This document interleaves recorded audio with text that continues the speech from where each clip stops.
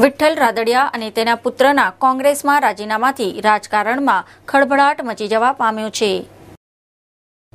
ગુજરાત વિધાનસભાની ચૂંટણીઓમાં પરાજય બાદ કોંગ્રેસની જાણે કે દશા અને દિશા બંને ખાડી ગઈ હોય તેમ મહત્વના નેતાઓની હાર બાદ આ પક્ષમાં લેઉવા પાટીદાર નેતા વિઠ્ઠલ રાદડિયા પોતાના ધારાસભ્ય પુત્ર જયેશ રાદડિયાએ આજે ધારાસભ્ય પદેથી રાજીનામું આપ્યું છે।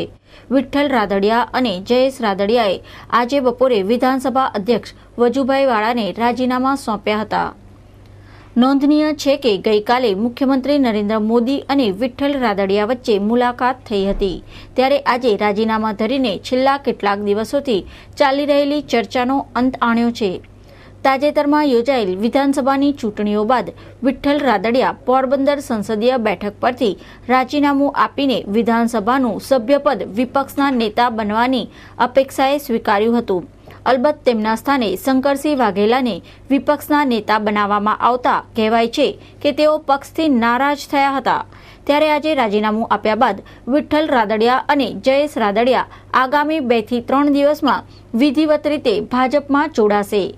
રાજીનામું આપ્યા બાદ વિઠ્ઠલ રાદડિયાએ જણાવ્યું કે તેઓ ભાજપમાં જોડાવાનું નક્કી કર્યા બાદ જ રાજીનામું આપ્યું છે, જ્યારે વિધાનસભામાં વિપક્ષના નેતા શંકરસિંહ વાઘેલાએ જણાવ્યું કે કોઈ ધારાસભ્યના રાજીનામાથી પાર્ટીને કોઈ ફેર પડતો નથી।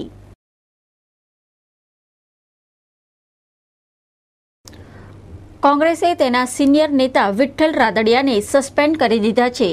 ઉલ્લેખનીય છે કે કોંગ્રેસના સૌરાષ્ટ્રના સહકારી ક્ષેત્રના અગ્રણી અને ધોરાજીના ધારાસભ્ય વિઠ્ઠલ રાદડિયાને કોંગ્રેસ દ્વારા 6 વર્ષ માટે સસ્પેન્ડ કરવામાં આવ્યા છે।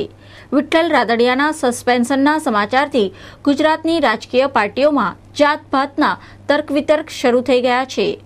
વિઠ્ઠલ રાદડિયા અને મુખ્યપ્રધાન નરેન્દ્ર મોદી વચ્ચે રવિવારે બપોરે અડધા કલાકની મુલાકાત યોજાઈ હતી।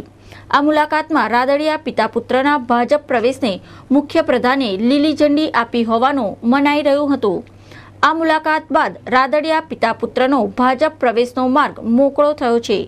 જોકે રાદડિયાએ ભાજપમાં જોડાવા કે કોંગ્રેસ છોડવા અંગે સ્પષ્ટ ઉત્તર આપવાનું ટાળતા માત્ર એટલું જ જણાવ્યું હતું કે આગામી 2 દિવસોમાં તેઓ પોતાનો નિર્ણય જાહેર કરશે। જોકે કોંગ્રેસ દ્વારા વિઠ્ઠલ રાદડિયાને સસ્પેન્ડ કરાયા હોવાથી તેઓ કોંગ્રેસમાંથી રાજીનામું આપે કે ન આપે તેનાથી કોઈ ફરક પડતો નથી।